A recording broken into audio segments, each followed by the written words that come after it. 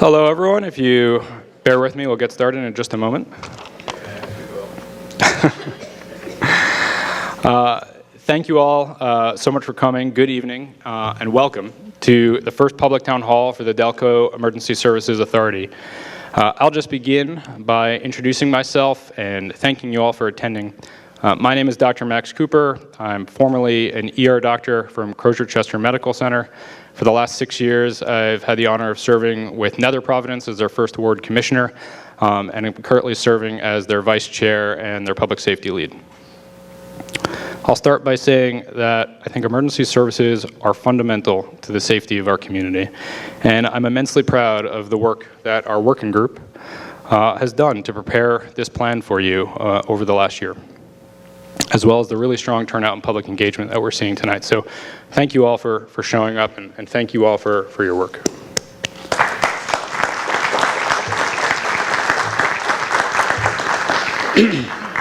And while not a medical emergency, I do have seasonal allergies, so I apologize if I sound congested.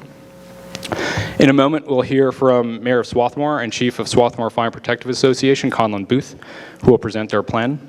Following that, we'll have a moderated panel featuring some technical experts and members of our working group, all of whom have been instrumental in helping to build this organization. And you'll have an opportunity to ask questions directly to them. Finally, we'll close with some remarks from one of our municipal partners, Jody Roberts, the president of Rutledge Borough. So, how did we get here? I'll briefly share. Since I was elected to Nether Providence Board 6 years ago, a series of events has really, for me, highlighted the fragility and inadequacy of our current EMS system. Shortly after I took office, the COVID-19 pandemic struck our region, which exposed long-standing vulnerabilities, not specific to the pandemic itself. From my vantage in the emergency department, I could clearly see that our system was overloaded and frequently collapsing. During that time, 6 years ago, I began some informal conversations with some of our other local officials in the region about how we could better coordinate care within what is, frankly, a very fragmented system. 3 years ago, Mainline Health, which had been providing paramedic staffing to Media Fire Company at no cost, began charging for that service. And Media Borough at that time reached out to Nether Providence and Upper Providence to explore a cost-sharing agreement. And those costs have continued to rise each year since. Most recently and most visibly, the closure of Crozier Health resulted in the loss of a significant portion of Delaware County's EMS capacity. And in response, 9 months ago, Nether Providence, Swarthmore, Rutledge, and Rose Valley came together to fund an ALS-based service out of Swarthmore Fire Company. And after immediately stabilizing that service, we formed this EMS working group that you see before you today and began developing a longer-term, more sustainable, more durable solution. We believe that solution is the Delco Emergency Services Authority that we'll be discussing tonight. So what does this do? What does this solve? We believe that our proposal improves our EMS system in 3 key ways.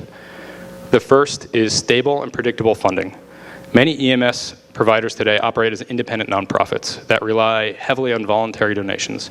And this creates a lot of year-to-year financial uncertainty and makes long-term planning, staffing, equipment investment very difficult. An Emergency Services Authority, which is a type of EMS provider, has the legal ability to establish a service fee, providing a stable and predictable funding stream that supports sustainable operations. The second way is a fair cost distribution. Unlike our current property tax funded system, the authority's fee structure allows for broader cost sharing across property owners. And let me be clear, broader in that it will charge a fee to large nonprofit institutions that do not pay into our current property tax funded system.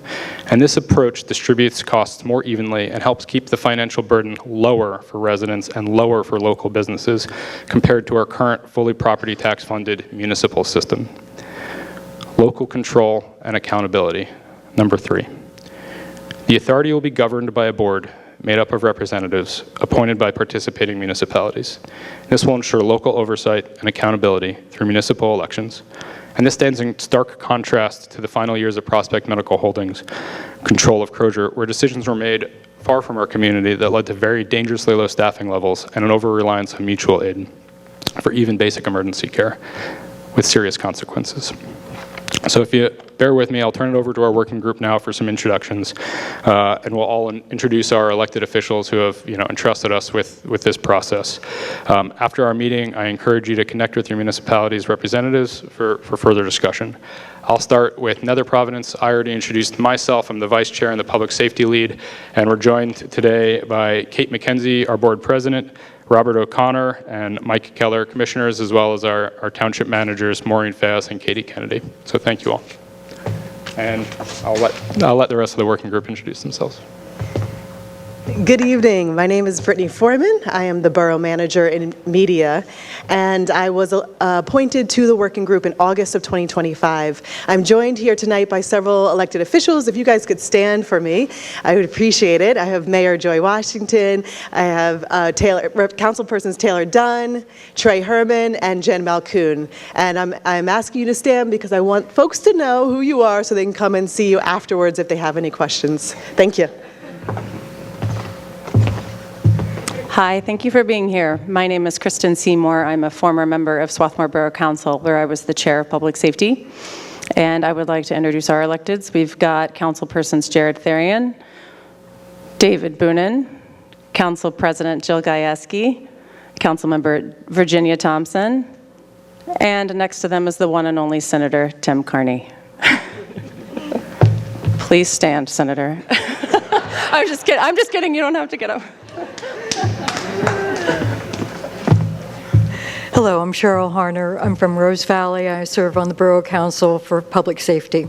I see that we are joined tonight by two people, our Mayor, Bill Hale, give it up, and also our Controller, Lynn Finelli. If there are any other council members that snuck in, you should stand up now because I missed you. I think that's it for us tonight. Thanks. Good evening, I'm Sean Sheehan. I am the Vice President of Rutledge Borough Council. Thank you all for being here tonight. I would like for our electeds from Rutledge to please stand. We have our Mayor Gamal Sharif, Council President Jody Roberts, Council Members Sue Hunt and Ken Torres-Dickler. Thank you all for being here tonight.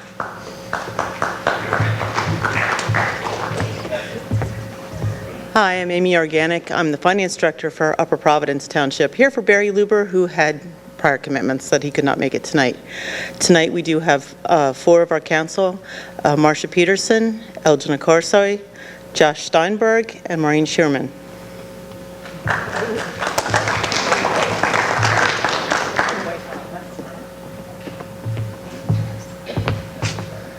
And now we'll begin our presentation. I'll ask Mayor of Swarthmore and Chief of Fire Association Swarthmore, Conlon Booth, to come on up.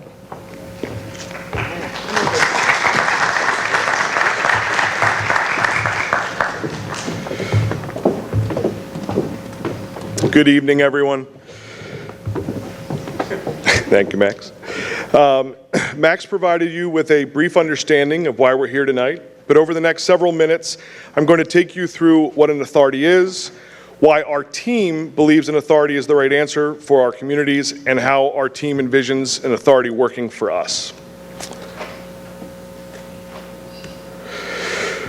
Emergency medical services are the lifeline of any community. In Delaware County, Crozier Health was a significant EMS provider, handling roughly 50% of EMS within the county when we look at population. When they closed, 24 out of our 49 municipalities were left without ALS service, and EMS is not optional. When someone calls 911, an ambulance must arrive. Unlike other services that can be deferred or reduced, EMS is a life-saving, essential service needed every single day. With Crozier gone, municipalities across Delaware County are now being forced to cover the costs, in some cases independently, and insurance reimbursement only cover a fraction of actual cost, leaving municipalities to make up the difference. Our county's current system is a patchwork, as you heard.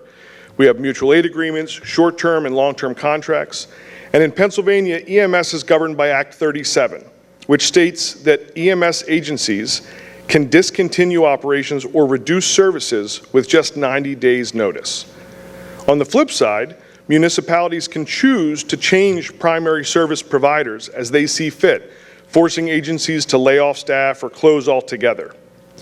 As we've seen with other agencies across the state and in this county, at times the notice period is significantly less than the required 90-day window. The system as a whole is feeling increased pressure. Transport times, which is the time we pick up the patient to the time we arrive at the hospital, have significantly increased because ambulances are traveling to hospitals further away.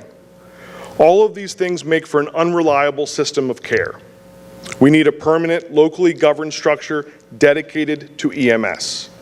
A municipal authority, like what our team is proposing, would provide exactly that. A single entity with the legal standing, financial tools, and operational focus to deliver reliable ambulance service to our communities.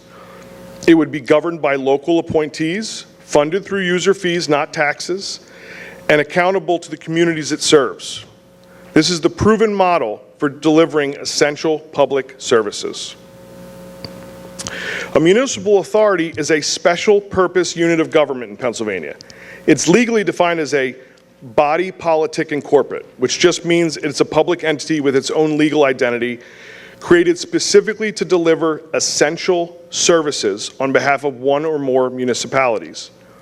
Authorities exist for three main reasons. They allow municipalities to finance large projects without tapping into their general tax or borrowing power. They make it easier for multiple municipalities to work together on shared projects.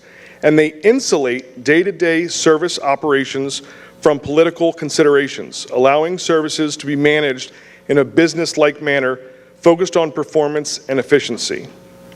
Each authority is governed by a board of at least 5 members, appointed by the participating municipalities. If multiple municipalities form a joint authority, each municipality appoints 1 board member, and board members serve staggered terms to ensure continuity. Pennsylvania first authorized municipalities to create authorities in 1935. The current act was enacted in 2001, and under it, the authority must serve a public interest and be self-sustaining. Unlike municipalities, authorities cannot levy taxes.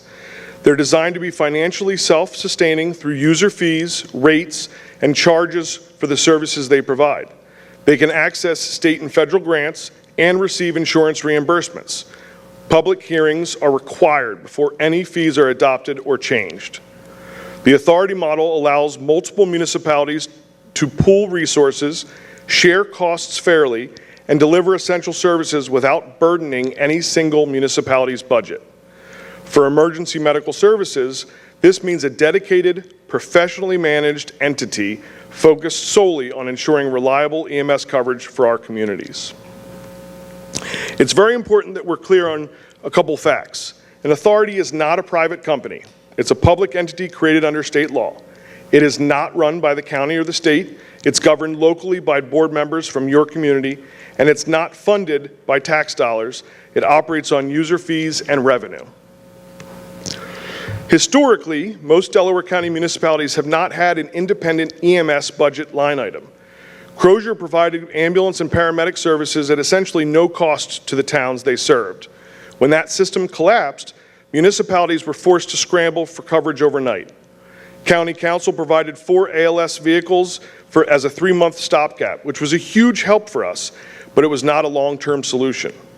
An authority creates a permanent, predictable structure that does not depend on any single private operator or year-to-year grant funding. Pennsylvania's EMS workforce faces a 30% annual turnover rate. An authority can offer competitive wages, stable benefits, and career pathways that reduce the churn that plagues the current fragmented system. A stable funding stream allows the authority to plan multi-year capital budgets for ambulances, medical equipment, continuing education, and training.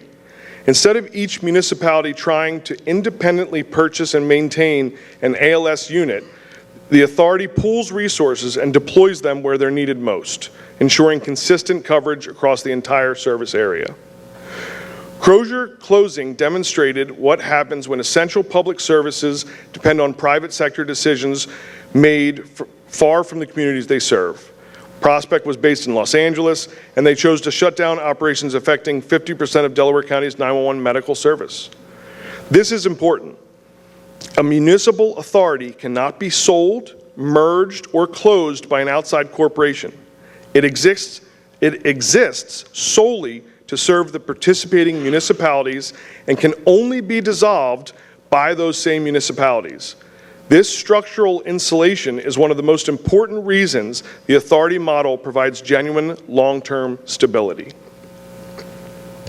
Right now, the cost of EMS falls unevenly. Some municipalities are spending heavily from general funds, while others rely on a patchwork of part-time staff and volunteers that may or may not be available. An authority spreads the cost across all property owners in a service area: residences, businesses, schools, healthcare institutions, so no single municipality bears a disproportionate burden. The proposed Delaware County Emergency Service Authority is modeled on the Municipal Emergency Services Authority of Lancaster County, known as MESA.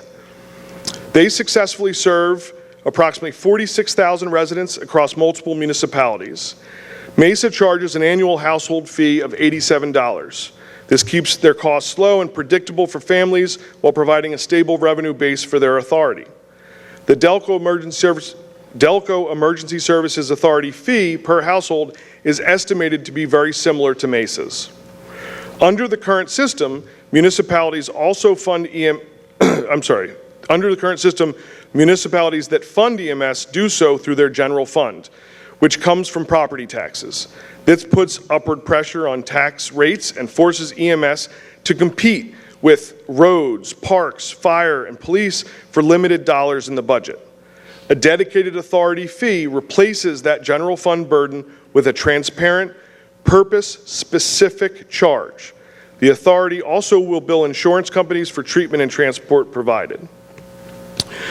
Our working group believes strongly in the fair and equitable distribution of costs, and we found that the model that MESA used was a good one. It's a guide for us. While insurance should cover the total cost of EMS, I think we all agree, it doesn't even cover half the cost. We encourage all of you to speak to your elected officials about PA House Bill 1152.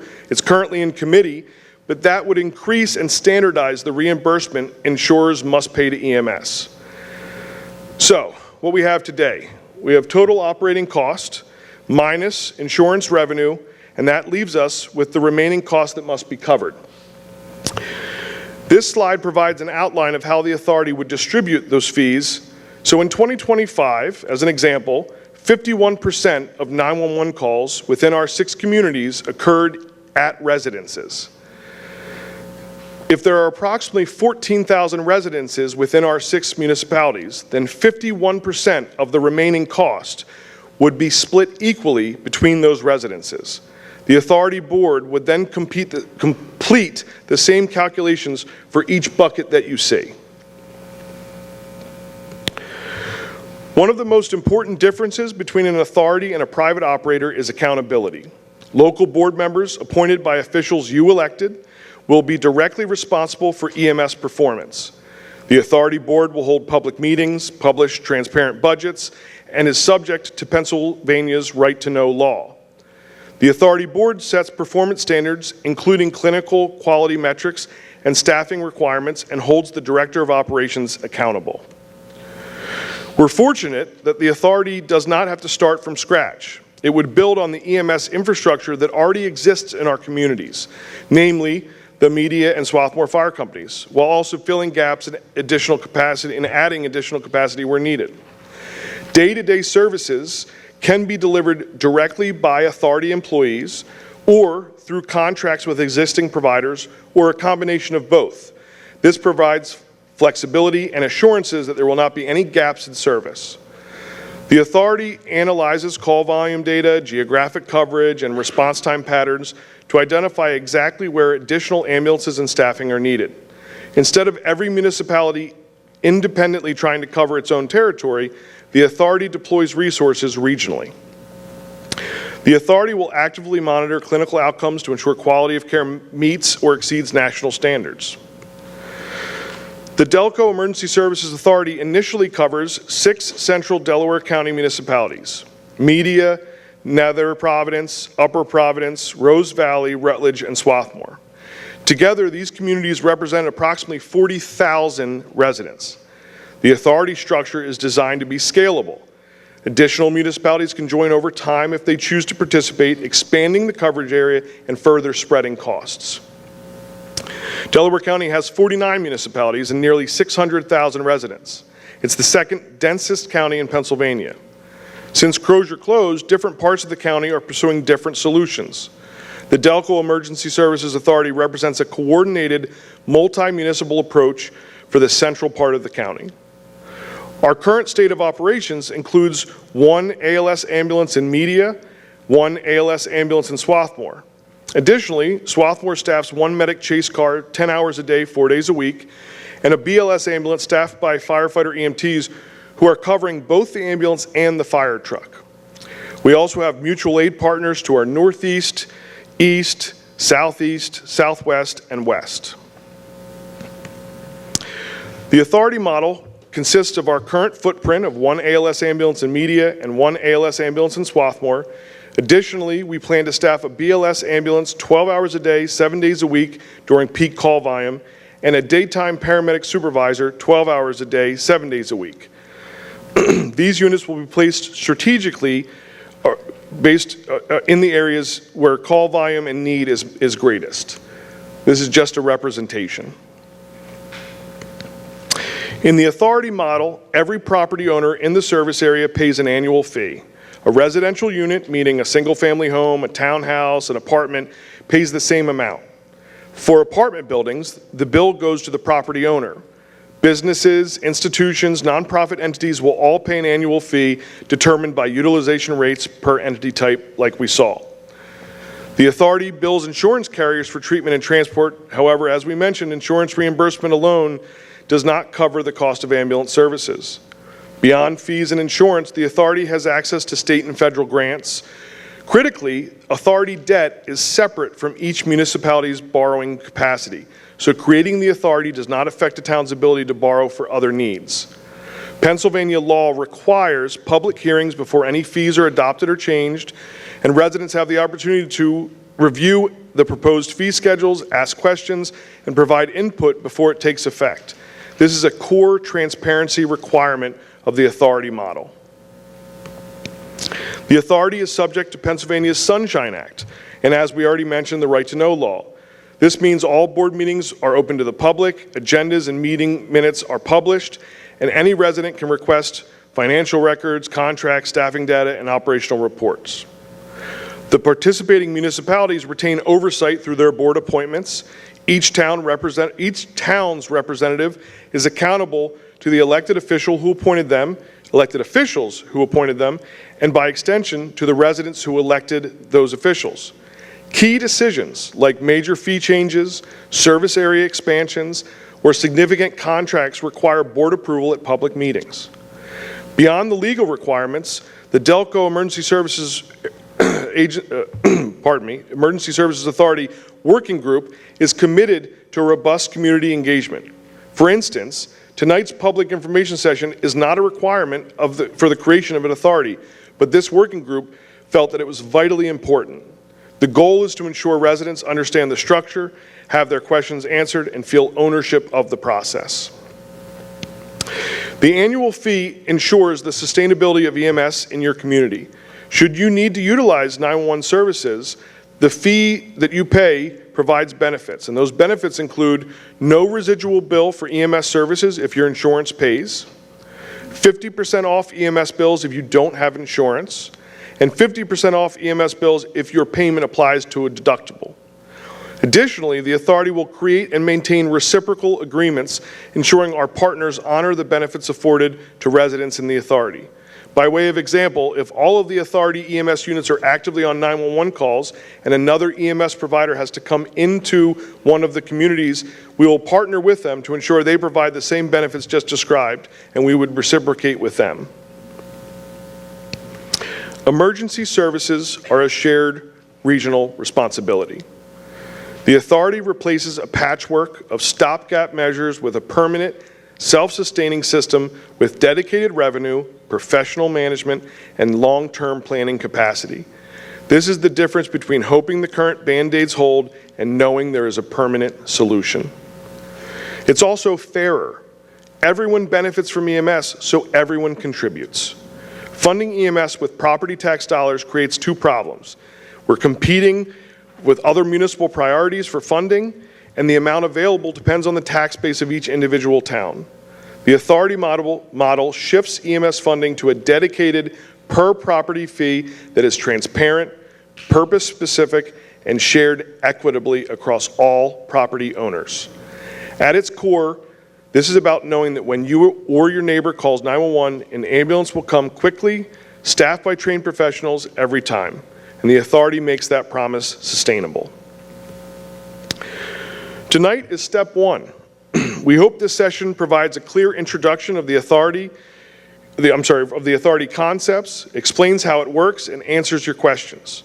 Information is also being shared through the participating municipalities and on our website, which is www.delcoesa.org, and we'll share that later. Step two involves the municipalities reviewing the draft ordinance and articles of incorporation and voting on whether or not to join the authority. We anticipate this would happen over the summer. Step three has been underway as the working group that you met and our legal counsel is developing the authority's structure, financial model, and governance framework. The budget will be finalized before the formal votes. All 6 municipalities must vote to approve the agreement and appoint their board member before the authority can be established. Once established, the authority must hold public hearings before adopting any fee schedule, and this is required by Pennsylvania law. Step 4, after the fee hearing, the authority will begin the process of collecting fees and rolling out service.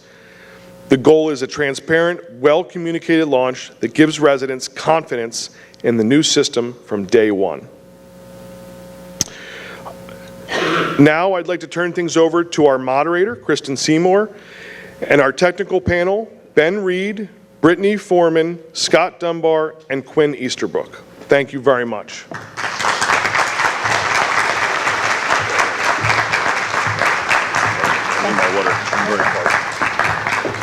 So as our technical panel is getting seated, I would like to explain something that I noticed during that wonderful presentation, Conlon. Well done. And we did review it many times, but I noticed as he was giving it, he was throwing around terms like ALS and BLS, and I'm not sure if everybody knows what that is, and I didn't really know the difference until about 2 years ago. So an ALS ambulance stands for Advanced Life Support, and that has a paramedic along on the ambulance and all of the equipment necessary to basically do what can be performed in an ER in the first 15 minutes. So if you call 911 and you're having a heart attack, they would probably send a paramedic on an ALS ambulance or the chase car. Am I getting this right, guys? Okay, good. Got to look at the experts here. BLS stands for Basic Life Support. So if you call 911 and your elbow hurts, or maybe something a little more serious than that, but something, not life-threatening, it will be a basic life support ambulance with an EMT. So I hope that helps clarify that. But great presentation, Colin. And I will go ahead and introduce our technical panel. So what we're going to do is just run through a few questions with them, and then we will open it up to the public for questions. So we have Scott Dunbar with Swarthmore Fire. We have Brittany Foreman, Media Borough Manager. Ben Reed, who is the attorney that was hired by the working group. And we have Quinn Easterbrook with Media Fire. Okay, we'll start with Ben. Put the attorney on the spot first.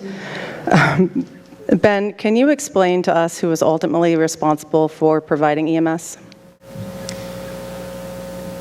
Pennsylvania law by the various municipal codes, Second-Class Township Act, the Borough Code, and certainly home rule provisions say that the municipality is responsible for ensuring the provision of fire and EMS. Okay, thank you. The next question is for Brittany. Thank you, Brittany. Brittany, with Crozier closing didn't shut down EMS coverage in Media and Upper Providence. So why should these municipalities consider joining the authority? Yeah. Ooh, this is thank you so much for the question. Yeah, because Media Borough and Upper Providence are in a slightly different situation. I can just speak from the borough's perspective. We have a great relationship with Media Fire Company and Riddle Hospital to provide an advanced life support for EMS. However, the cost to keep a Riddle paramedic in a truck really increased between 2022 and 2025. And it was a big surprise for our council, which is why in 2023 they asked me, and they also engaged in conversations with our neighbors, our neighboring municipalities, about cost sharing and about regionalization. And currently in 2026, the fire company in Riddle actually had a new contract, and actually those costs have dramatically decreased. However, the borough still subsidizes service by paying for the space, the fuel, property and auto insurance, as well as capital costs in the future. And so ultimately, I think it's the variability in the costs that is really a concern for borough council members, and part of the reason why they are exploring an authority. Thank you, Brittany. Ben, you're up next. Could you explain the process for establishing the fees for the authority? What steps are involved? Yes, and maybe I'll take a step back, and I don't want to jump the gun on some other questions, but hello. I'm a public finance attorney by trade, bond lawyer, but I've spent the entire 15 plus years of my practice working with municipalities. 10 years or so ago, a guy who was working at DCD, who's now a consultant, said, would you like to go on the road and do these collaborative approaches to funding fire and EMS with me? We did these for years. My colleagues in my bond practice, we would be asked to incorporate these authorities to provide sewer, water, the standard projects under the Authorities Act, and we sit around and say, the Authorities Act says a lot more than what we're asked to do, and then we kind of banter, what things can you do with this? And never had the opportunity to fully utilize the Authorities Act until several years ago. The consultant who I spent time working with said, this potential authority in Northwest Lancaster County wants to do that authority approach you've been talking about for years. I said, oh, really? So the Authorities Act lists projects that you can do: sewer, water, added stormwater several years ago, more than several years ago. Conspicuously, it doesn't say EMS, fire, it says other things. So what the approach that we use, and which leads to the fee structure and the hearings, is these administrative services provisions of the Authorities Act that I, myself, and maybe others have too, but I don't think others have employed it, have used to say an authority can be created for providing these services, but it's a different pathway under the Authorities Act. Normally when you create a sewer water authority, from day one you could start setting fees, there's no hearing, you have to have reasonable and uniform fees. But under this administrative services approach, which is in the Authorities Act, we're not inventing things. I mean, you can't invent, if a statute is silent on something in Pennsylvania law, and probably most states, it doesn't mean you can just do things. It didn't say I can't do it, so we're going to do it. No, you have to do what the statute says.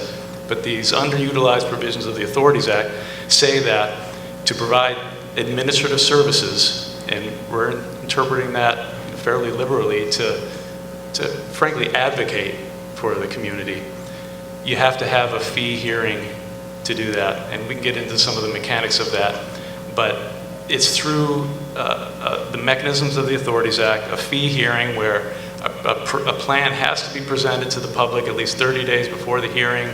It's advertised. The public has an opportunity to participate in the hearing and has an opportunity to object in writing to municipalities. And if a certain threshold is met, then the plan can't go forward.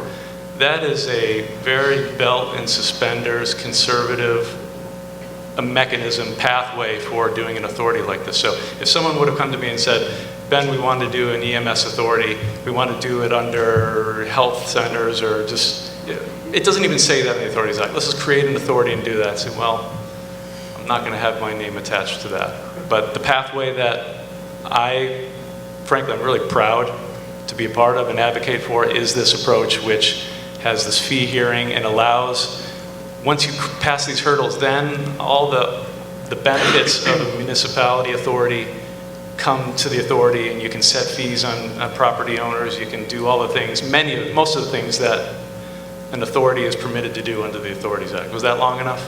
That's exactly the response I expected from our attorney. Exactly. Yeah. Thank you. I appreciate that. That was great. So Scott, I'm going to be asking you to get into the weeds a little bit here with this one, so bear with me. If you could walk everyone through the process that we've been talking about to then recommend to the authority about how the fees will be broken out and how they will be structured. Absolutely. Thank you. So Conlon covered this with a much fancier slide than I have, but essentially the process the working group is going through to present to possible future authority board is to essentially take previous call volume and attribute to what type of property that is. Is that a residence? Is that a healthcare facility? Is that a business or government? Is that a college and university that has students that stay overnight? And then essentially, so Cotton's example was about 51% of our calls in 2025 across these 6 communities responded were at residences. So then of what is left over that insurance doesn't cover, then 51% of that dollar amount would be equally spread among all of the different residences. And then the same would be true for healthcare facilities. It would be the amount of EMS, 911 EMS services that the healthcare facilities use would then be spread equally across the licensed beds. So for example, a nursing home or an assisted living or that type of stuff, each licensed bed would have it. So a small place would that only has 10 licensed beds would have a much smaller bill than a place that has 180 licensed beds. But it's obviously, it's equal to the services that are being used. Thank you. I appreciate it. Quinn, question for you. Quinn with Media Fire. How does the creation of this authority impact the fire company? Yeah, so as Conlon and Brittany both mentioned, Media Fire Company has entered into an agreement. We've had a long-standing agreement with Mainline Health to be able to provide EMS services, specifically ALS. We continued to recognize that there was going to be challenges with running a volunteer-run organization and contracted with Mainline Health to be able to provide us with a consistent service level across the board. That comes at a significant cost back to the borough and to the residents, and ultimately it provides a billing type of an agreement where we've got a 50-50 profit and loss sharing that comes with that to be able to address the service. The biggest thing that we would get out of an authority is that we will ultimately get to a point where we've got consistent funding across the board.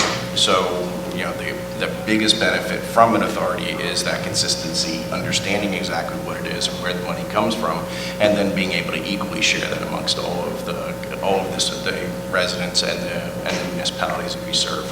When you think about EMS in the state of Pennsylvania, you have to go where the cards tell you to go, and you have to go where you're ultimately called to. So for us to be able to provide that, not every one of the municipalities that we serve have ever paid into this, and Media Borough has shared a significant cost to be able to run this. And as Brittany said, they provide capital services. They provided a significant amount of input, as well as our partnership with Upper Providence and Nether Providence, that they've also paid into that as well. But the goal from an authority like this is that we get a consistent funding source, and we continue to be able to provide the same exact level of service, irrespective of where it is that the service is coming from. It is a consistent funding source. Thank you for that. One thing that I heard, you said the card. Could you explain to the residents what you're speaking about when you say the card? Sorry. Thank you. Yes, I know. We all talk, it's the lingo. We all talk in acronyms and lingo all the time, but run cards are basically, they're dictating which provider will ultimately come to a different type of a call. So depending on the type of a call, if there's a working fire in Media Borough, and somebody's going to shoot me for this, which I'm going to get daggers from the back of the room, if there's a working fire in Media Borough, then we have a MICU that goes on every one of those. Each individual fire company municipality has their own types of run cards that dictate which which services, which trucks, where they're ultimately served from. Thank you for that explanation. Brittany, how will the creation of an authority, if it is created, how will it impact municipal budgets? Yeah, that is a very good question. Thought you'd enjoy that one. So in general, the formation of the EMS authority shifts the tax burden from the municipality, which we all know is significantly funded by property taxes, off to the users of those who are of the ambulance service. And I think we've heard this already from Conlon and others. This is a larger pool, and that's really important. It includes those nonprofit organizations, those institutions, those higher education institutions who don't currently pay taxes. So specifically for municipalities, this will likely mean that we will, the amount that we have to pay directly to EMS will likely be less underneath the authority. And extra funds for your budget can mean many different things, right? That could be your elected officials may want to increase your services, they may want to put money aside for a capital fund or a rainy day fund, they may use them for competing priorities like police or fire or stormwater or parks, or they may be able to provide a small decrease in your millage rate. This is going to affect each municipal budget differently. And so I can't speak for any other budgets, and it's still too early to even speak for media's budget at this point. But it will likely give the municipalities additional funds and a little bit of breathing room in our budgets. Thank you, Brittany. So we would like to open it up to the audience. If you guys have any questions for the technical panel, if you could just come down to the microphone that's right here and state your name and which municipality you're from. Thank you. Good evening, Cynthia Sabatini, Upper Providence Township. You talked about the MESA model. I have several questions about MESA. How long has MESA been in existence? How many municipalities participate? Have the municipalities that participate increased in number, or are the original ones still adhering to the model? And then you talked about a reduction in property tax burden. Can you address how MESA reduced property tax burden on any of the municipalities that participate in MESA? Okay, so what I'm hearing is questions about MESA, and you're wanting to know the number of communities that they serve. Have they lost any of those communities? How long have they been? How long have they been in formation? Have they seen a reduction in property taxes? Is that, okay, all right, good. I think that would, Ben, sorry about that, but I think you might be best for this one. He was the solicitor for MESA. I'll be embarrassed to say I can't give some of the specifics on dates, even though I was part of that from the very beginning. I feel like I think it's been in existence for, I want to say 2 years, maybe 3 years. I think there were 7 or 8 incorporating municipalities. I know for certain that none have backed out since it was incorporated. None have joined either. I can't speak to the impact on services and rates and fees and the community. What I can say is it's been successful and they're very happy with how it's running, and I would like to think the community thinks the same way, since it's operating successfully and it was approved with very little formal objection. Granted, there were some people in hearings who spoke their mind, which is appropriate, but when it came time to approve it and implement it, it's been very well received there. But it's relatively new. Relatively new, yes. Okay. And since then, I've been a part of 2 others that have been incorporated and are getting off the ground. So it's being done in other communities. One in Indiana County. Indiana? 30 plus municipalities are part of a regional county incorporated EMS authority. And I was just Monday night at the first meeting of a regional EMS authority incorporated by 3 or 4 municipalities. So it's being done in other places that I'm a part of, and at least through the model that I've helped to create the legal framework for. I can't speak for other communities that are providing EMS through an authority model that I'm unfamiliar with. Thank you. Thank you so much. And I also think you were touching on the fact that these are newer authorities. I think that that speaks to a trend that we're seeing nationally where a lot of health systems are moving away from providing EMS service. While I know some here still do, that is the national trend. Are there any other questions from the public? Yes. Excuse me. A couple of questions. Municipal Authorities Act, dictates there's a minimum of 5 members on this authority. I'm assuming with 6 boroughs and councils, there'd be 6 members on this? So you're wanting to know how many members we'll have? So each municipality will have 1 appointment to the authority board. Okay, next question. Nonprofits, Section 8 housing. How do they get churches, that type of thing? Okay, so you're asking how nonprofits and churches and similar institutions would be charged a fee? Correct. Okay, Scott, would you like to address that? Absolutely. So the fee model that we've spoken about will be equally across all properties.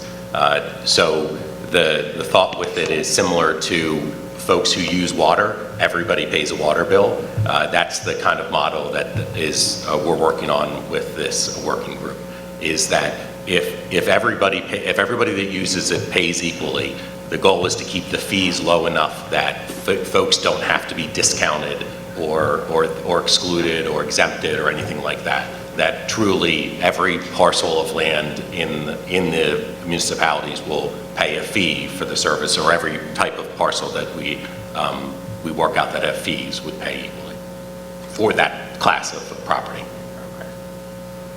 All right, a couple more, sorry. How is this actually billed? Right now, property taxes, we receive 3 bills, school, county, and township. How is this going to be another bill that shows up?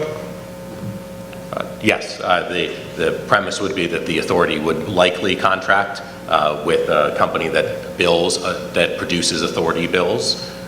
We've actually had some good recommendations from some of the other authorities in the state that would essentially compile, or the authority board would work with the company to compile the data and send bills out to all the property owners. And if people don't pay? So the options, well, maybe I'll let you talk about what the options are. I missed the question. If folks don't pay there. He's wanting to know if people don't pay the fee. Yeah. With the practical Now, the options Authorities we've talked Act about, has yeah. lots of powers, and there's some that I personally, certain police powers on the Authorities Act that I don't think is appropriate for an EMS authority. For one, I wouldn't support an EMS authority shutting off someone's water if they don't pay, which you can do through related statutes for sewer water services. But the one mechanism that I think is available and I support is placing municipal liens, placing a lien on property if it don't pay. That's a last resort, but so a lien on property for very delinquent bills, I think, is an appropriate enforcement mechanism under the Authorities Act, and the only one that I've kind of weighed in on as being appropriate for an EMS type authority, contrasted with a sewer or water authority. Thank you, Ben and Scott. We appreciate it. Last one. Okay, go ahead. Where are you going to meet, or are you going to rotate, or what? I'm sorry, what was the question? Where's the authority going to meet if it is formed? TBD, yeah, we're still figuring that out, yeah, but it will be publicly announced. The proposed authority is called the Delaware County ESA, but obviously it's only 6 communities within Delaware County. So my question is, does any calls that come from neighboring communities, be they Morton, Springfield, or others that are adjacent to the 6, do they say, oh, you're not in our, you don't respond to them, in other words? So what I hear you asking is if we get a call from someone that's not inside our authority territory, will we respond to that call? That's correct. Okay. Either ALS or what's the other one? BLS, yeah. Quinn, would you like to take that? So the answer to that is that irrespective of whether somebody pays into an authority or not, the state of Pennsylvania says that we go where where we are told to go. So if there's a dispatch to any other community that does not pay into the Emergency Services Fund, then, or the Emergency Services Authority, then we would still have to respond to that household. The lingo I've heard on this one is mutual aid. That's called mutual aid. Are there any other questions? Hi, yes, I'm Dana in Media Borough. And this is kind of comparing, I was looking at Lancaster's operating budget over the past few years, and it looks like they've kind of got stagnant to falling revenue and rising expenses. And I'm also wondering if the demographics of the uninsured rate in Delaware County and the municipalities that are interested in are comparable to what's going on in Lancaster, and what that kind of trajectory looks like. Are we going to be constantly kind of breaking even? Is there going to be are you going to be talking about floating municipal bonds in a few years if we're not solvent? I kind of just am looking for like the long-term forecast and projection on that, relative to how does our community and our needs, because if an uninsured person gets this and they're not going to be able to pay the whole bill, right? So you're looking at, I'm just wondering what those differences look like, because everything I've heard is like all the pros and how great this is. I haven't yet heard any negatives or anything kind of like areas of risk or caution. So I'm hearing a few questions there, and catch me if I'm wrong. You're asking about the budget, and will we be able to sustain on the budget that we have built so far, or that we are projecting that the authority will have? And then you're also asking, what was the second part of the question? Oh, you're asking about billing for the uninsured. Well, basically, I mean, I'm looking at their operating budget, and you could just see like it's pretty stagnant. And, right. I'm just wondering if ours is going to be comparable, and right. Also, do we have demographic differences that might make it more risky for us relative to like? Okay, thank you. Scott, do you want to take that? Absolutely. I think to answer the first part of your question is costs outpace reimbursement by insurance. And that's part of how we've gotten into this place where we need sustainable funding. And short of legislation like House Bill 1152, we anticipate that to continue to be the fact that cost outpaces reimbursement. In terms of what the working group is preparing, the goal is as fees are rolled out to project both fees and revenue in a way that the fees would be static for 4 or 5 years. Working off of, we have very good projections in terms of revenue and what the costs will be. And obviously costs grow, and sometimes there are surprises. There was a huge impact in the pandemic, as everybody knows, but barring something like that, we're fairly confident in our projections about being able to have match the difference between costs and revenues out to 4 or 5 years. So that, and then I think to the question that of the uninsured or the payer differences, I must say I've not looked specifically at Mesa's payer mix, but the data we're working off is very specific to our payer mix in these 6 municipalities. Thank you, Scott. Are there any other questions? Yes. Oh, okay. You can go, and then this gentleman over here. Real quick, because we've been hearing rumblings about the fire stations, Garden City, Media, Swarthmore. Will this have any impact, or will that be taken into consideration if we meld those units together? So I can take the first part of this and then maybe throw it over to Ben about the legality of authorities. There has, some people, I could see how there could be confusion because Nether Providence and Swarthmore Borough are looking at consolidating their fire departments. That has absolutely nothing to do with this authority. The authority is just ambulance. Ben, do you want to speak to that from a legal standpoint? Sure. One of the, I've worked with municipalities who want to kind of wrestle back control of authorities, and I've worked with authorities that are incorporated and want to maintain their independence and their sovereign. So one of the nice things about the Authorities Act is when a municipality votes to incorporate an authority jointly here, and as an exhibit to the ordinance are the articles of incorporation.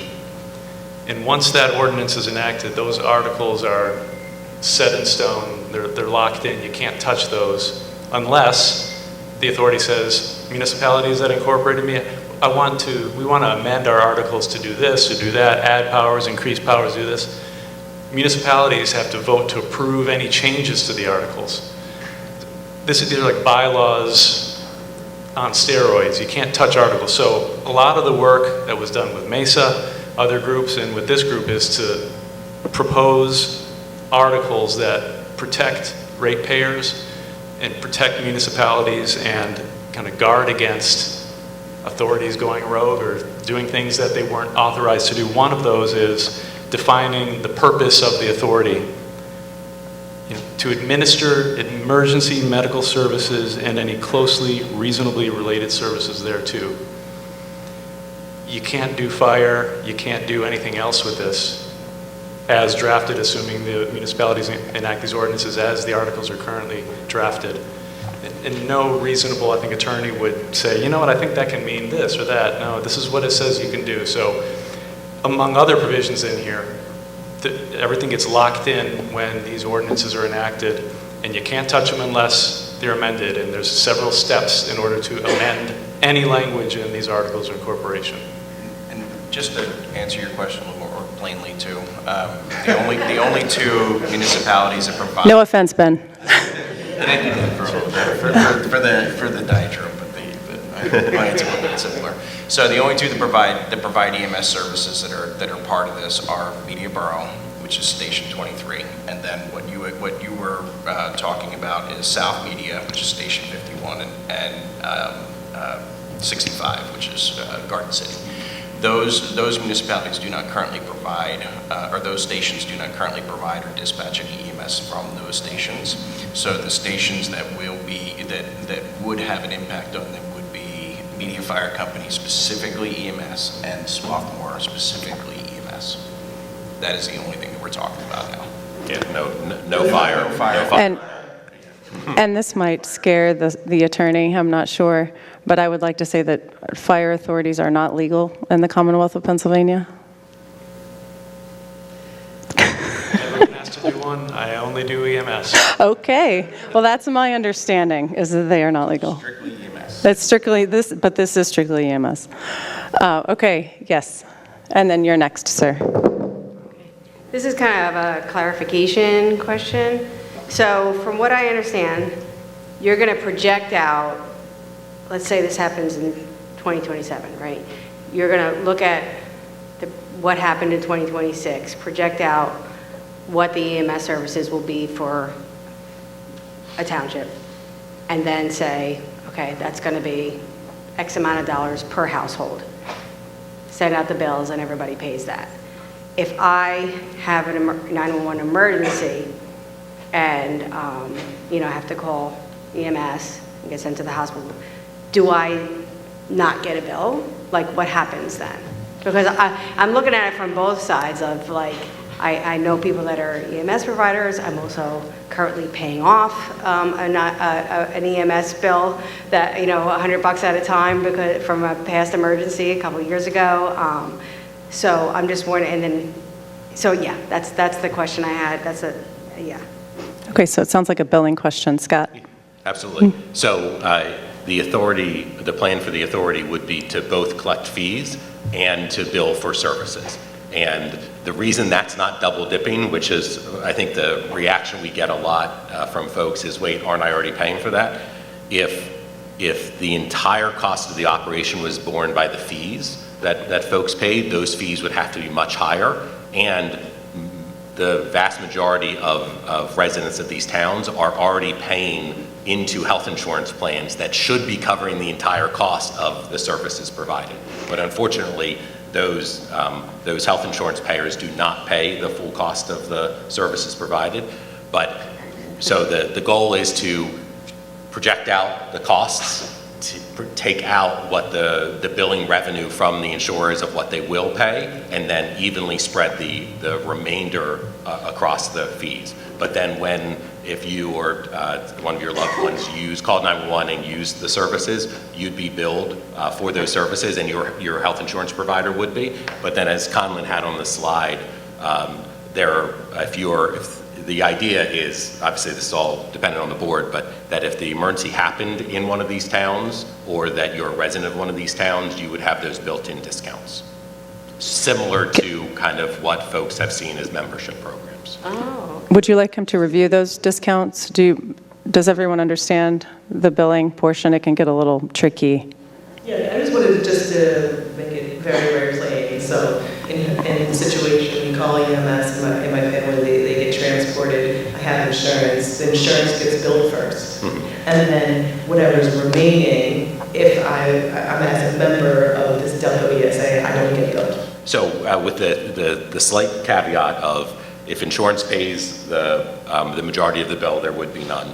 Though, however, deductibles, folks would still be required to pay deductibles up to 50%. There'd be a 50% discount for that. And really, where that comes from is, I'm sure you're all aware that folks have high deductible insurance plans, sometimes $10,000. So if you imagine that, how many ambulance trips that would be before the authority collected any money. So that's why, with the caveat of deductibles with a 50% discount, the rest of it. But if insurance paid, then that would be the payment that was accepted. 5 per year. Yeah, right, exactly. It would be a really unmanageable. It would push fees up, and part of it is, equitable. Folks have different insurance and choose different insurance, and there are different costs for that. And so, kind of standardizing the cost, not taking that into account, doesn't seem fair. Okay, and then the last couple of statements about the fire versus EMS just sparked another question, like about the companies that have both. And you go to a fire, you're fighting the fire, people are injured, now it's an EMS situation. There's a sort of a gray line sometimes, but the same company may do both of those services. And also with this, the way that this funding is going to go, would it be to a company's advantage to then say, hey, we're going to start providing EMS services because of this fee structure and all that stuff? I'm just wondering. I'm hearing kind of an operations question and also fire. So Quinn and Scott, or maybe even a staffing. If somebody's injured on a fire ground, it's work comp, right? So it's covered under workman's compensation. So I mean like if they're going to a fire, there's a lot of times there's injuries, so then they have to. So really, one of the challenges that this authority is working on solving today is what Conlon talked about. Is the BLS unit out of Swarthmore Firehouse is staffed by EMT firefighters that are sometimes available to respond on the ambulance, but then are other times tied up. So if they're on an ambulance call, they're not available to come to when your house is on fire, and vice versa. If you're having a heart attack and they're on a fire response, they're not available. And this really separates those so that there are dedicated resources. So there would be It is completely separate, right? So Media Fire Company has distinct EMTs and firefighters, and they don't cross lines. So the authority would hire staff, and they would have their own staff that would go out on these calls. So right. If right. I'm not saying if. Yeah. Right. If they were to adopt this model. Right. Hiring staff. Another model could be the authority could contract with the provider. All of those options would be available for the board to make those decisions. All right. Thank you. This gentleman right here is next, and then we can go to you, sir. Thank you for your patience. Be careful with the risers. Thanks. Albert Slowick, Northern Providence. How would it work as far as emergencies and those that are transported? Who would pay that fee? Like if someone's transported from the Wallingford nursing home to the hospital, would the authority pay for that fee? Or does that fall back on the facility, which would be Wallingford nursing home? So transport question, that would be Scott. So it's specifically with nursing homes, it can be complicated, but basically what it comes down to is first it would be billed to the insurance. and then the patient would be billed the remainder, or if they didn't have insurance or something like that. What Wallingford Nursing Home would be responsible for paying would be a yearly fee per their licensed beds. The same as, similar to a residential fee, a different dollar amount we would anticipate, but however many licensed beds they have through the state, they would pay a fee per those. So they would be responsible Right. for the pay. And I said it's complicated because Okay. sometimes nursing homes own one's entire medical bill, which is a good complexity with medical billing, unfortunately. But, Okay, you answered my question. Okay. Thank you.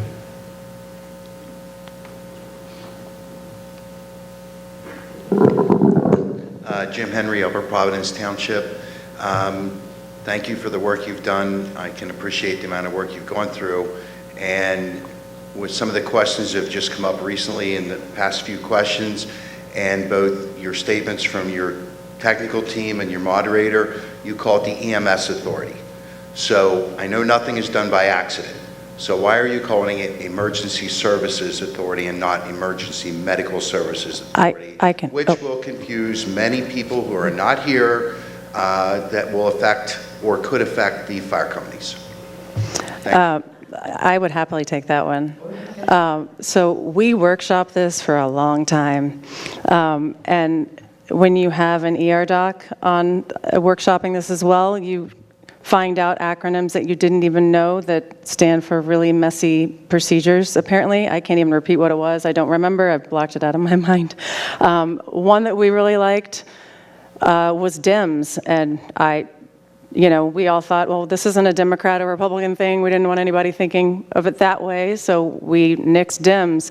We worked on this for quite a while, and we like what we landed on. Again, we didn't want to be Dems, and we didn't want to be some random medical procedure. So I'm Bill Hale. I'm from Rose Valley Borough. I'm the mayor. I thought that was a very good question, and I think he's correct. If you call it Emergency Services Authority, people will think it's fire, maybe police, but it's not EMS. If you call it EMS, you're being accurate. Mm-hmm. I think you should reconsider. You think we should go with Dems? No. No, and it's not our. I mean, it's not ultimately our decision. It will go to the councils. Would it be if it's not? It would go to. So it's going to go.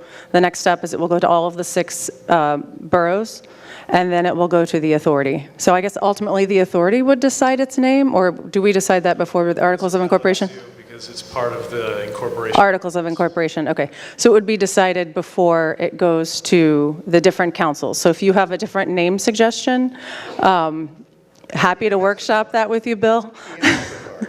And then we could take it to the different municipalities. And my other question, is there a authority in Aston in the works?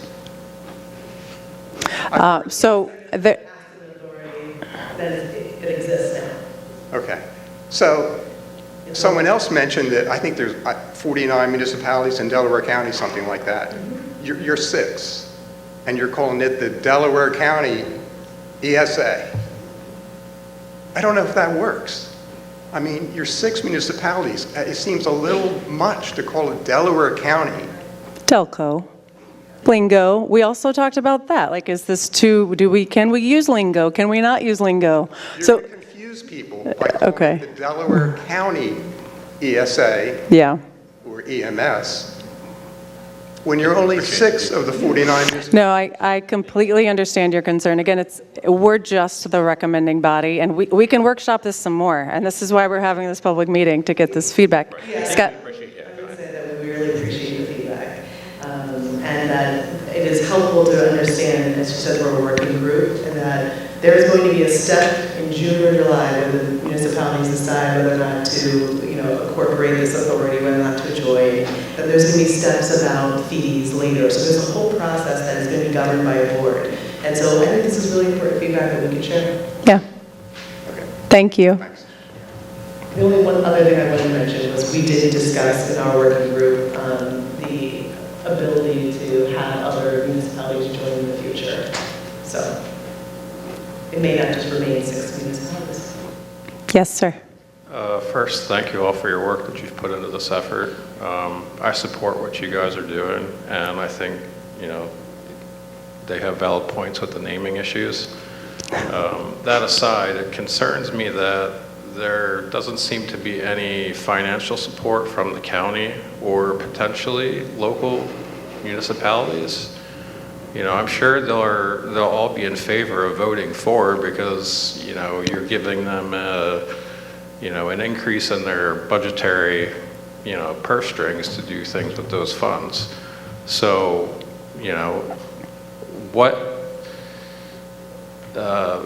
taking that into consideration, is the county or are the municipalities going to be contributing in some other way than,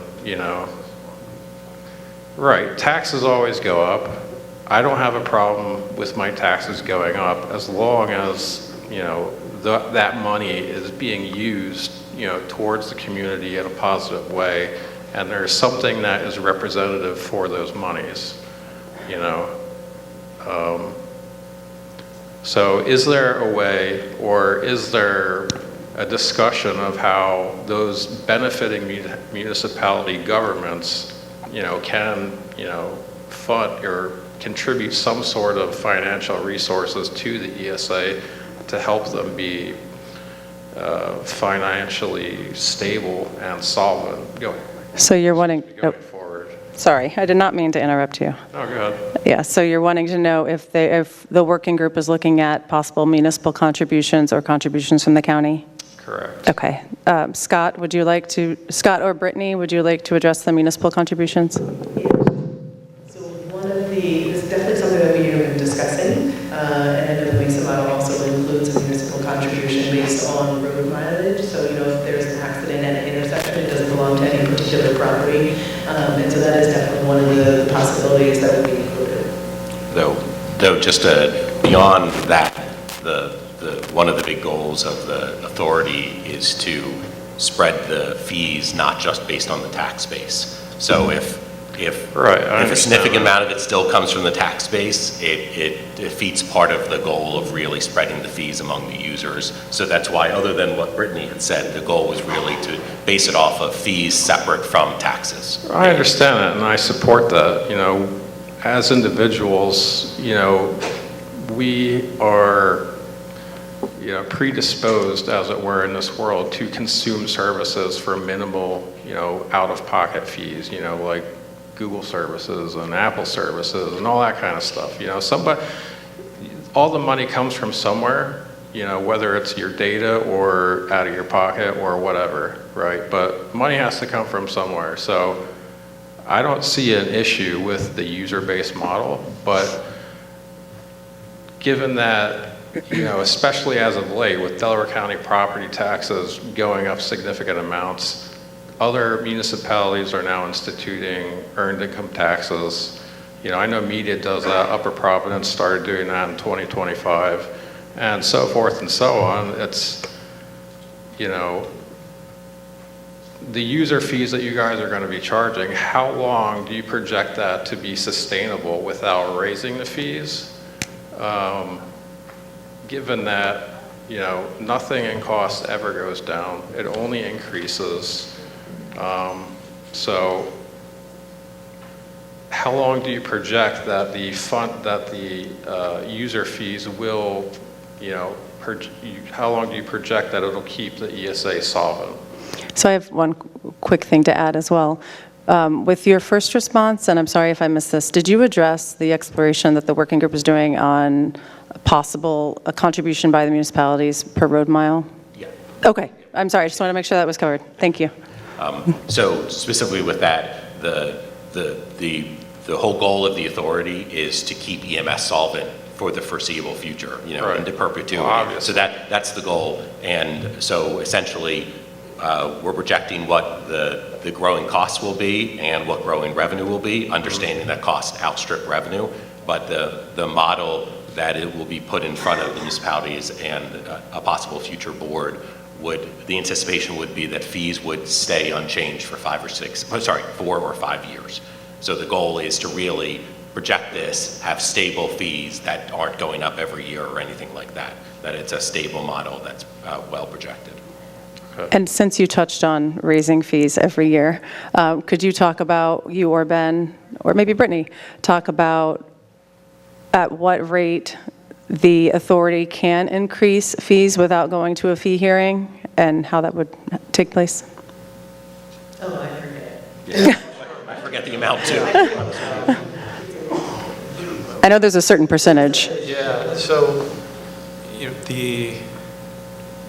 the Articles of Incorporation has a lot of the language the Authorities Act says you have to have, but I'm very proud of the work that other groups have done to say, you know what can we add to this to help make the authority sustainable, yet pull the reins a bit to not let it go crazy and say we're going to have a 15% pay increase, times are tough. So what's drafted into these articles, or the framework for this authority, is consistent with what other authorities have done that I've worked with, which is that by a simple majority vote of the board of the authority, in any year they can raise rates up to the consumer price index for the trailing 12 months for Philadelphia, Camden, Wilmington, plus 0.5%. So right now I think CPI is at 3.5% or so. Just a majority vote of the board, never more than 5% in a year by a majority vote of the board.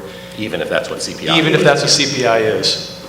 But if the authority wants to propose a fee increase above that, we built in a mechanism that you have to have another fee hearing and take it to the public again and make your case for it, and then they have the opportunity to object to it. You don't see that in any other authority in Pennsylvania, sewer authority, water authority, stormwater authority. And frankly, I think if the Authorities Act ever gets amended to make a more streamlined pathway for providing these essential services, it should probably build in some of what these groups are doing, like this group intends to do. So that's an important way to make sure the authority isn't just jacking up rates without the public having an ability to weigh in and say whether they want it or not. But to the earlier point, that's what the articles will allow, but the goal of the working group is to make it very stable, so it's not a yearly raise within these additional guardrails that there's only so much the board could raise per year. Okay, thank you. I have a couple more questions. Related to, if the ESA does, become a thing, the fire departments that are providing current EMS services, is there going to be like a transition of assets to the ESA, or is the fire department still going to maintain like a BLS type operation while the ESA does more ALS type operation? How's that kind of thing going to work? So you're asking about who would provide the services for ALS and BLS, and would fire still provide that?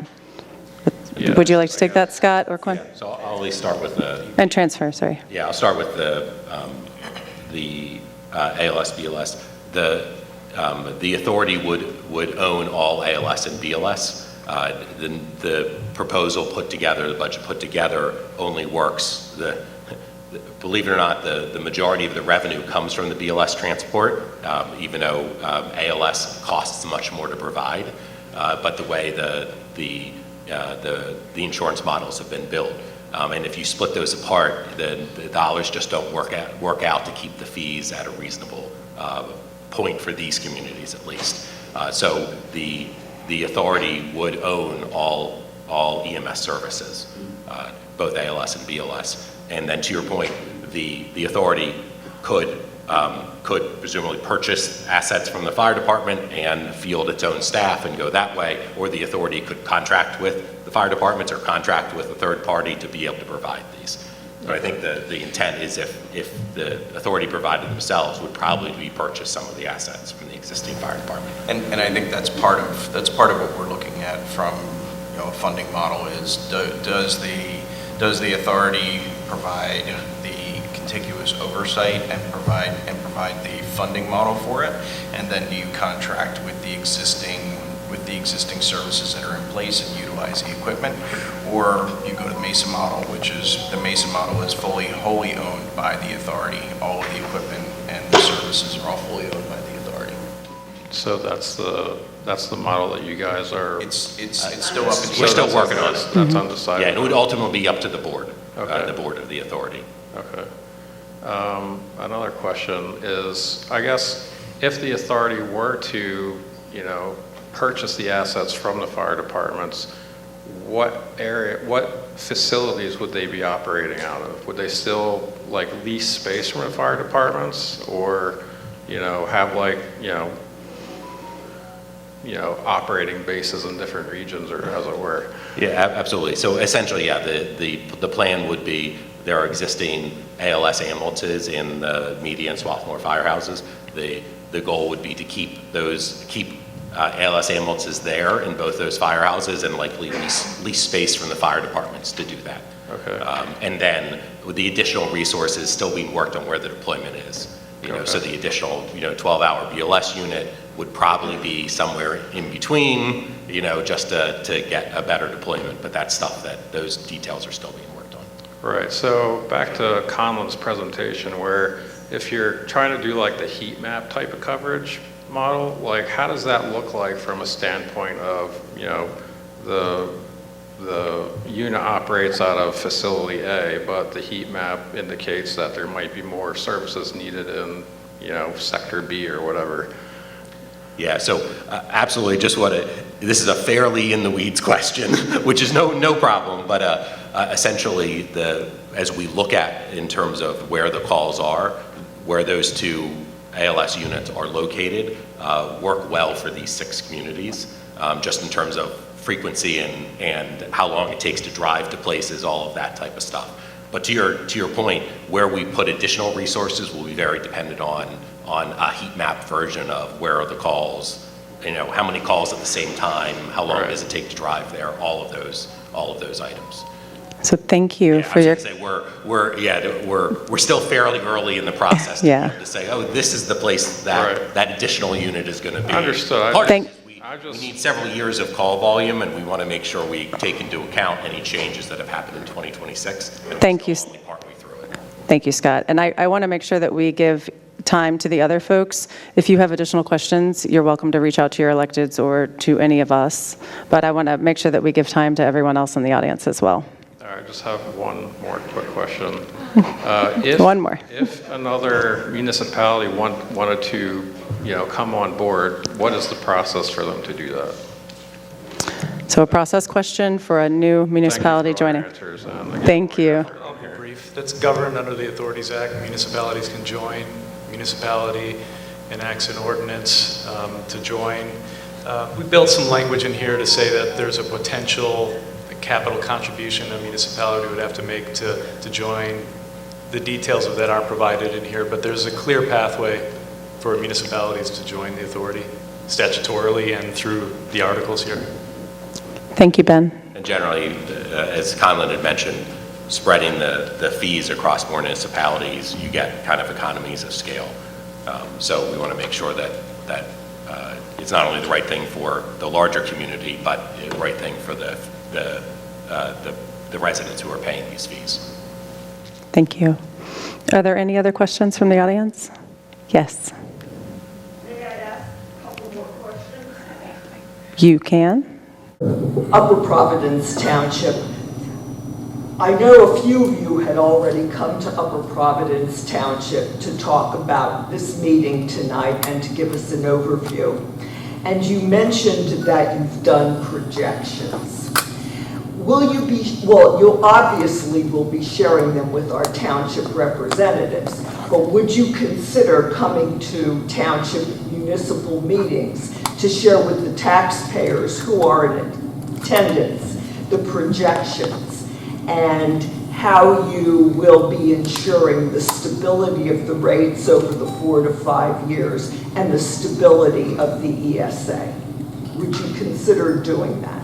So you're asking if we will be going to the different municipalities to talk about the projections of the costs? Scott, would you like to take that, or Brittany? Or I can? From a municipal standpoint, so there's a point in June or July for that decision, whether or not the municipality is going to join. and, adopting the ordinance for the articles of incorporation. My council members, I'm sure, will want that information at least a month ahead of time, and that information will be provided at a public meeting. And so I think it's going to be determined by each council, like how they're dealing with digesting this information in a public setting, and before it actually gets to that decision point in June. But it will be all public. Yeah. Right, all the information will be public, absolutely. So, yeah.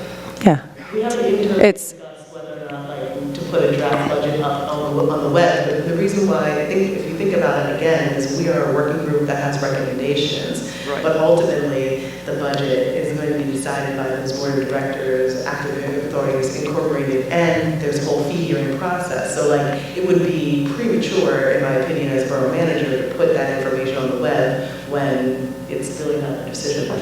So there will be a fee hearing, even at this point? Yeah. Yes. Yeah, can we go through that process? Because it's like June, there's an articles of incorporation hearing, September, fee hearing. Yeah, so there would be 2 hearings. One to incorporate the authority. I think this is the one you're talking about in June, where before the municipalities were to make a decision to enact the ordinance, there's going to be a formal hearing required by the Authorities Act, probably a similar type setting like this. Public has an opportunity to make comments. It's important to note is the way we've approached this authority concept is if the authority is incorporated following that hearing and the municipalities enact the ordinances, it's essentially a shell authority. It hasn't been empowered to do anything other than kind of finalize the work of the committee to date and really finish developing a plan to be presented to the public at another hearing. So we built in addition to the opportunity for potential ratepayers to object in a fee hearing, we've also allowed municipalities to say, we've heard everything, we took the step to incorporate the authority, we've empowered the authority to present a plan, we've heard the plan, municipalities can object, say, you know what, I've heard enough, and we don't want to be a part of it, and then, or ratepayers, if the sufficient percentage were to object in writing, they could say no to it. So there's 2 levels of hearings and processes before any fees would be sent to anyone. And then I imagine I'm just thinking about municipal budgets. So once the authorities are created and they have that fee hearing, I'm sure it has to be public, right? All the budget, municipal budget. Oh yeah, Yeah, it's so the that same would be transparency public, as any municipality. just like a regular municipality. So all that information would be available to be reviewed and provide comment on. Is this meeting being recorded? Because there were Yes. great questions. So it is being recorded. Dave, we got everybody wave to Dave up there. He's been standing up there for a while. I've been staring at him. We will be providing it on our website, and then it'll be on YouTube. So it'll be on our website. Yep. Hear the questions and answers again. Yes. Thank you very much. Yes. Yes. Back there. I have more of a comment. Could you please come to the microphone so that we can catch your comment? And then we have time for a few more questions, and we'll wrap this up. Okay, so just as a general matter, it seems like that all of our townships and our county just likes to tax and spend. Just a way to kick the can. This seems to me, I'm not trying to be,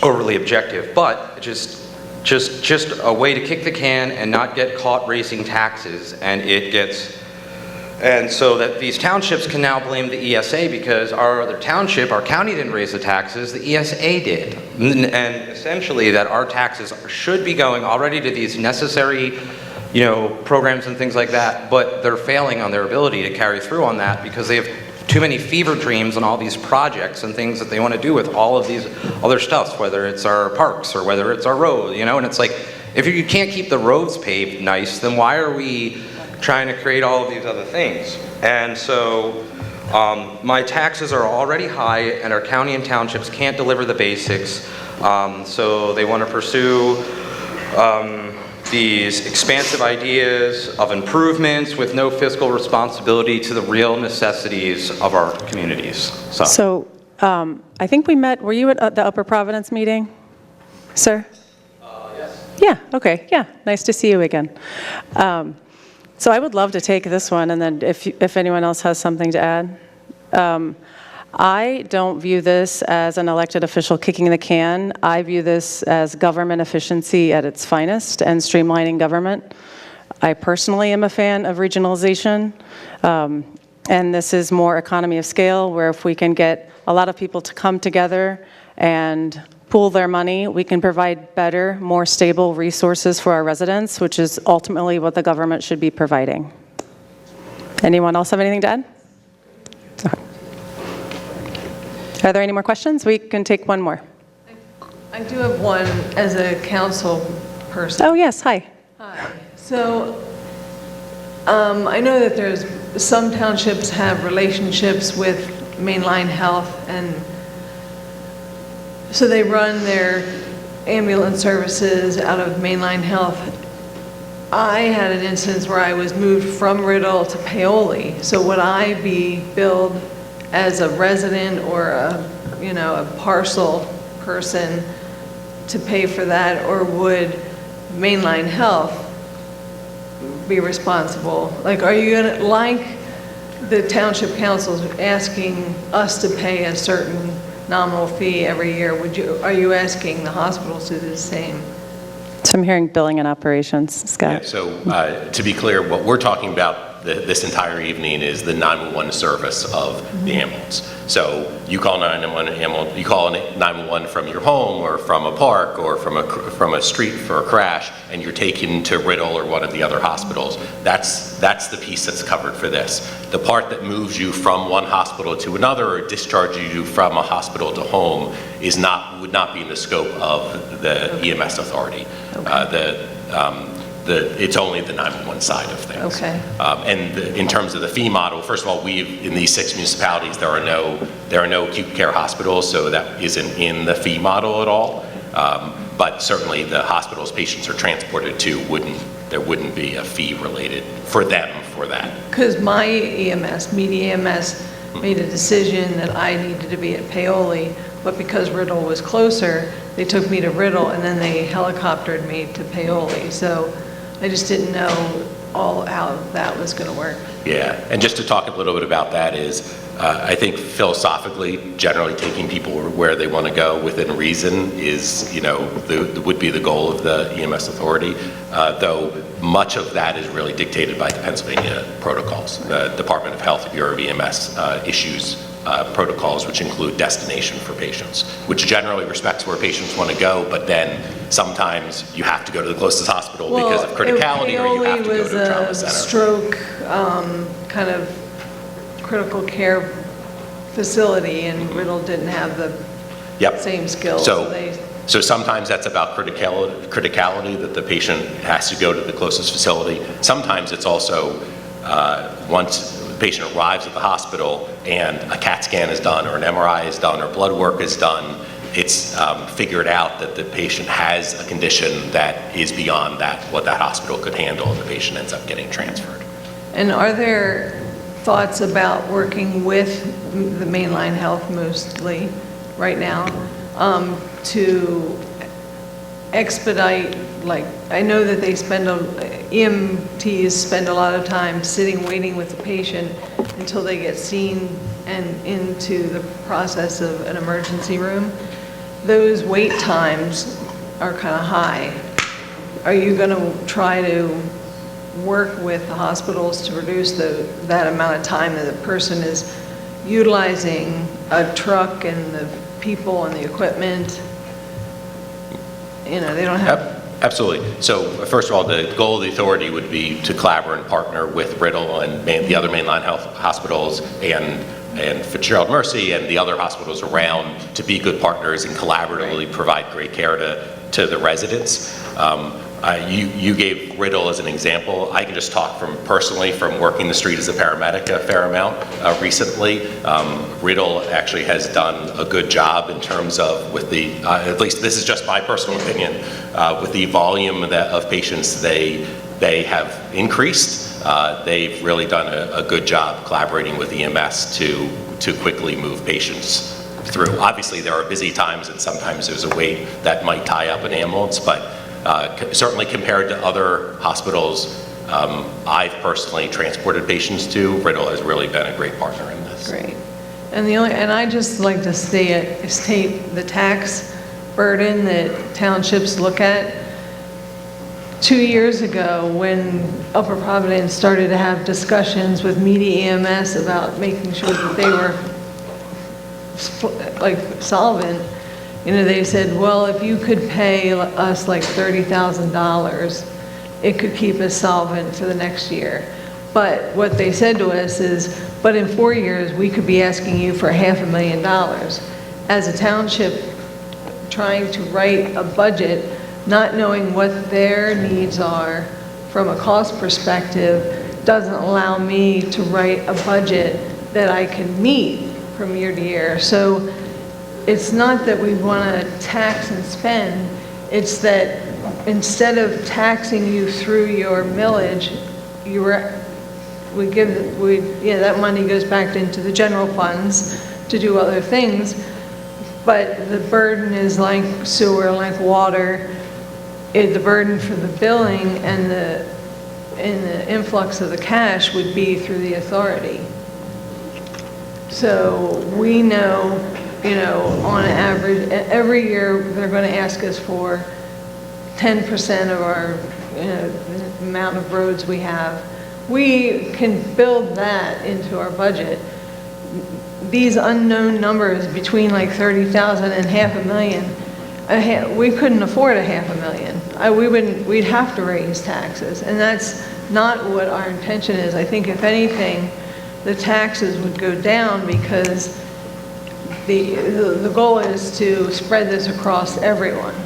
And in Upper Providence, sad to say, the statistic came from media, our businesses do not donate money to the EMS services. So if you have an accident in Media Bean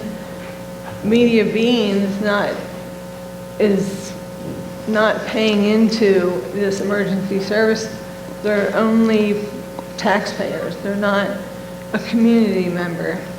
So if you live in Upper Providence and you have any questions, you're the council president, correct? Okay, yeah. Yes, so this is your council president. Feel free to reach out to her, any of your electeds. We have a website, sorry, Mayor Hale, delcoesa.org, and you can feel free to email us at info@delcoesa.org. I'll make this quick. Yes. I know we want to wrap. Okay, yeah, this is our last question. I just wanted to suggest we change one letter. It says delcoesa.org. And we've been kind of wrestling with the concept of what emergency services is, you know, covering fire and all these other things. But everything we've talked about tonight is ambulances. Do you see why we Why don't we say Delco Ambulance Service? Again, you know how everybody here is wrestling with this name. We did too. And we didn't want to call it Dems because we're not all Dems. Some are reps, some are Republicans. I don't know. So we nixed the Dems. I hear what you're saying. I think we appreciate the feedback. I think that's... We absolutely appreciate the feedback. And you guys are feeling the same struggle. So this concludes the Q&A portion. Jody. This is Jody Roberts. He is the president of Rutledge Council. He is going to give closing remarks. Thank you, Jody. All right, thank you, everybody. I have the best part of the night, just simply saying thank you. Thank you so much for everybody who came here. Thank you for your sticking around through all of these questions. The fact that you're here is an indication that you know that this matters. One of the things that I've had great joy in doing, in addition to my normal service, being able to serve the borough of Rutledge, is participating for nearly a year now with many of the folks that you met this evening on a weekly or bi-weekly basis, because they too realize that this matters. And because it matters, we wanted to admit that we don't have all the answers to all of it, that it's important to share where our thinking is right now and to be able to provide ongoing community into participation and integration into this process. So thank you for taking part in that. There's two quick pieces I want to highlight on the way out. One is, there were so many great questions, but I was really struck by the question that came up earlier around the question of risk. And does this feel risky? Are there risks in this? Absolutely. But I can say from the perspective of Rutledge, the place we found ourselves in nearly a year ago was that our emergency services fell apart nearly overnight in a way that highlighted a piece of critical infrastructure for our borough that we didn't even know it existed, because it was never part of our budget. It was something that was taken for granted because it was a service being provided in an invisible way by an unstable, unreliable, non-local partner. And when that went away, we had an opportunity for thinking about what those risks might be for replacing that. We saw right in front of us a quick opportunity. We could go buy those services from a vendor who wanted to offer us that at a very steep price compared to anything we had ever paid. And I just said we never paid anything. So any price was going to be exorbitant. And we knew that that was only their opening bid. After that year, we would have zero control over what that contract was going to be year after year after year after year. And we were smart enough and fortunate enough to have colleagues around us in the other municipalities who said, this isn't going to work. This is going to find a way to bankrupt all of us, and it is only going to delay, to use the comment that was made just a few moments ago, this is going to be kicking the can down the road for another failure of a critical piece of infrastructure. What if instead we stood back and we said, this is a critical part of our infrastructure, just like sewer, just like water, just like trash, just like our streets, thinking about emergency services as not something that is provided by some external healthcare partner, but as something that is absolutely essential to the community, the communities that we live in and the communities that we serve. And so that was the option for moving forward in that term-limited way for a year of, let's band together. Let's figure out a way to do this. And then seeing this authority as that next step of coming back to those words that you heard from Conlon during the presentation. I want something that is stable. I want something that feels like it's fair. And I want something that I know is going to answer locally to local control. This is not something that is simply set up and walked away from. This is something that we all have to continue to participate in. That's what makes it work. And so the last message leaving here for all of you is thank you for coming to this meeting. This really is just the beginning. It's the beginning of the kickoff of this process. You saw some of that laid out in the slide in terms of how we're going to be bringing this to the municipalities over the next couple of months. You have opportunities to participate with your local leaders. You have opportunities to start taking opportunities to participate with the authority when it is stood up. There's opportunity for participation in that fee setting and thinking about who is going to be representation on the authority. But there is continued opportunity for making sure that we participate in and monitor and govern that authority going forward. This is the beginning. It is not something that has an end date. As long as authority exists, that is something that we all own together. So this is really a critical opportunity for us to think about healthcare in that really local way. Thank you for being a part of this conversation, and we look forward to the next steps.